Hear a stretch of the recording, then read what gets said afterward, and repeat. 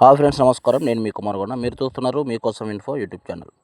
ఆంధ్రప్రదేశ్ ప్రభుత్వం విద్యార్థుల ఉన్నత చదువుల కోసం ఒక అద్భుతమైన పథకాన్ని అయితే అమల్లోకి తీసుకురావడానికి కసరత్తులు చేసి ఆల్రెడీ దానికి సంబంధించిన గ్రౌండ్ లెవెల్ ఇన్ఫర్మేషన్ మొత్తం కూడా తీసేసుకోవడం జరిగింది.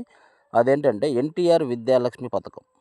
ఈ ఎన్టీఆర్ విద్యాలక్ష్మి పథకం అంటే డబ్బులు లేక ఏ ఒక్క విద్యార్థినులు ఉన్నత చదువులకు దూరం కాకూడదనే లక్ష్యంతో ఈ పథకాన్ని రూపొందించారు. అసలు ఈ పథకానికి ఎవరు అర్హులు, ఈ పథకం ఎక్కడ అప్లై చేసుకోవాలా, ఎలా అప్లై చేసుకోవాలనే పూర్తి వివరాల గురించి ఈ వీడియోలో తెలియపరచడం జరిగింది. కావున ఎవరు కూడా వీడియోని ఎక్కడ స్కిప్ చేయకుండా చివరి వరకు చూసి పూర్తి సమాచారం తెలుసుకోవాల్సింది కోరుతున్నాను. అలాగే ఎప్పటివరకు ఎవరైతే నా ఛానల్ సబ్స్క్రైబ్ చేసుకోలేదో తప్పకుండా సబ్స్క్రైబ్ చేసుకుని నాకు సపోర్ట్ చేయవలసింది కోరుతున్నాను. ఇప్పుడు మనం అసలు విషయంలోకి చూసినట్లయితే ఎన్టీఆర్ విద్యాలక్ష్మి అనే పథకం అనేది ఆంధ్రప్రదేశ్లో ఉన్నటువంటి ఉన్నత చదువులు చదివే విద్యార్థుల కోసం ఈ పథకాన్ని అయితే ప్రవేశపెట్టడం జరిగింది. ఈ పథకం అనేది ఆల్రెడీ ఆ గ్రౌండ్ లెవెల్ వరకు అయితే మొత్తం కంప్లీట్ అయింది. కాకపోతే అఫీషియల్గా అనౌన్స్మెంట్ చేయలేదు. దీన్ని రాబోయే మార్చిలో 8వ తారీఖు అనగా అంతర్జాతీయ మహిళా దినోత్సవం రోజు ఈ పథకాన్ని ప్రారంభించడానికి ఆల్రెడీ రంగమైతే సిద్ధం చేశారు.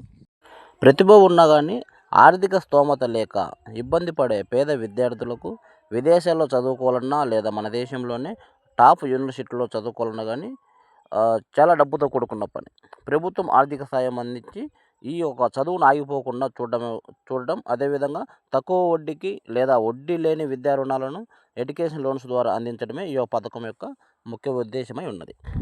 ఈ పథకం యొక్క ప్రయోజనాలను మనం చూసినట్లయితే విద్యార్థులు తమ చదువుల కోసం బ్యాంకు నుండి తీసుకునే రుణాలకు ప్రభుత్వం గ్యారంటీగా ఉంటుంది.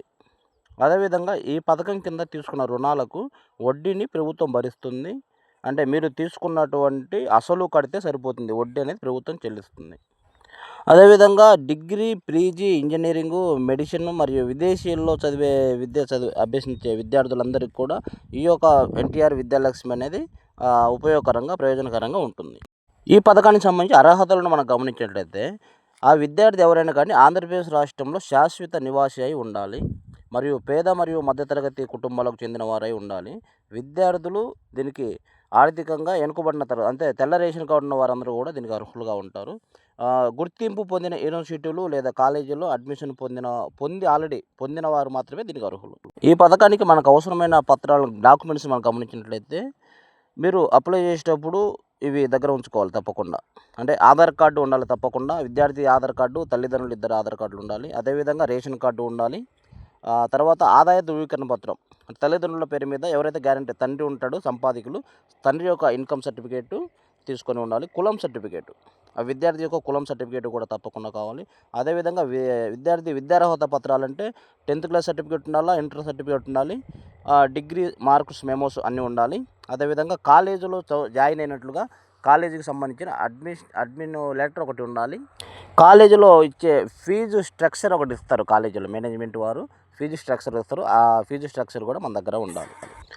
ఈ పథకానికి మనం ఎక్కడ అప్లై చేసుకోవాలి, ఎలా అప్లై చేసుకోవాలనే విషయం చూసినట్లయితే ఈ పథకానికి మీరు ఆన్లైన్ ద్వారా దరఖాస్తు చేసుకోవచ్చు.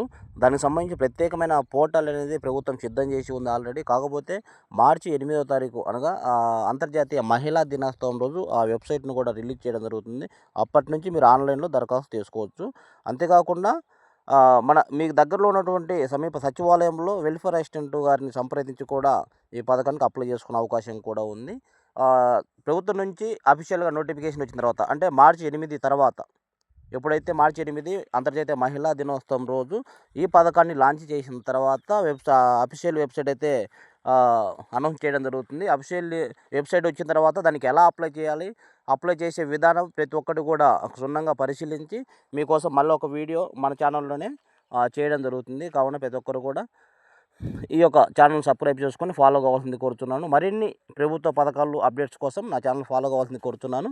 థ్యాంక్ యూ, ధన్యవాదములు.